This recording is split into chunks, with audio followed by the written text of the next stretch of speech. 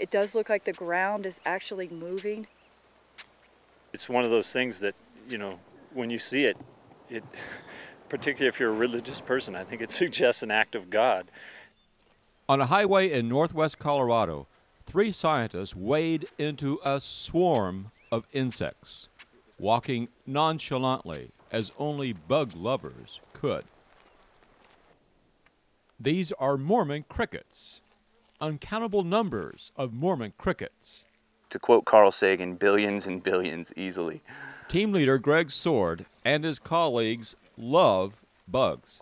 Yeah, I like it quite a bit. It's hard to imagine that I actually have a job where I get to work outside and chase insects. I love it. While most people might feel it's creepy to be surrounded by millions of crickets, these 3 say it's all part of the job.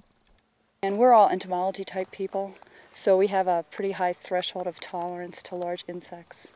The only time I've ever been a little creeped out was I realized that I had probably 30 or 40 crickets crawling up over my back, and there was one of those moments where you just kind of...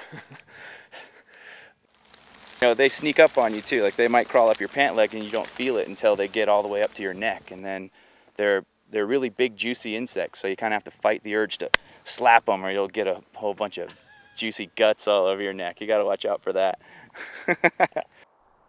This is the most serious outbreak of Mormon crickets since 1987, when some 250 million acres in 6 states crawled with swarms like these. So to have a couple million of those walking across the road it's an awesome sight. Thousands of crushed cricket carcasses can cause something akin to an oil slick. They're a real hazard for drivers. Crickets eat anything they can, including their crushed comrades. That's pretty intense, and even if you like insects, you would not want to sit down in the middle of that. In an attempt to crack the code of cricket behavior, the team bugged the bugs. They attached tiny radio transmitters to the backs of a dozen crickets. For weeks, they followed them through the rangeland, plotting their position every day. They believe their results from this study could help people around the world fight or control damage from swarmy insects like crickets and locusts. Oh, I see it. It's right in this bush. Potentially our ultimate goal is to help people, and that's what we all like to do. They say this outbreak of Mormon crickets could be even worse next year.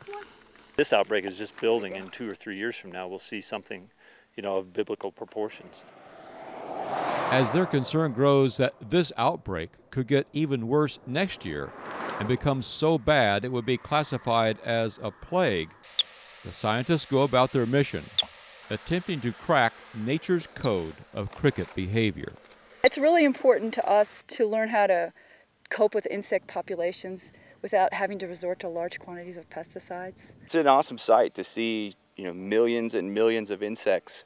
Can be considered creepy, but I guess I've been working with them long enough now that I sort of appreciate it, probably more than the average person does.